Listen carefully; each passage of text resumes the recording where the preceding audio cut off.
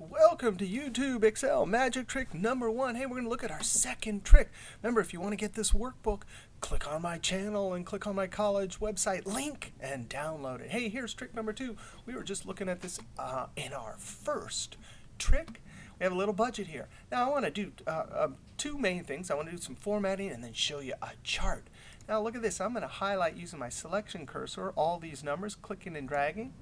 And then I want to add a number format with commas and decimals.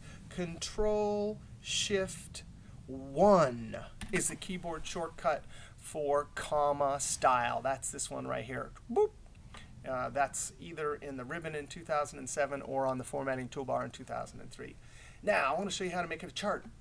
But first, we need to highlight the labels January, February, March, and these net income numbers. Now look, I've just selected 3 cells with labels. Now I'm going to hold the Control key and then click the actual numbers. That lets me highlight non-contiguous cells. That's a fancy word. It really means cells that are not next to each other.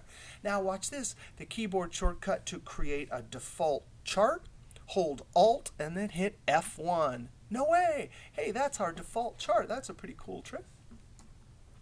Now, a little bit about this chart. Let's go ahead and click on this series. You can click on elements of the chart, and if you hit the delete key, it'll get rid of it. And I'd like to add a label up here. In 2007, you got to go to the layout ribbon, and then here it says chart title, and you click above chart. And then I'm going to highlight, click and drag, and type net income. Now I'm going to point to the edge, and I'm going to hold my Shift key. And when I see that diagonally pointing arrow there, I'm going to click and drag in. Now I have a little chart here. Now what I want to show you, by the way, if you're in 2003, you'd have to highlight that and click the Chart Wizard button.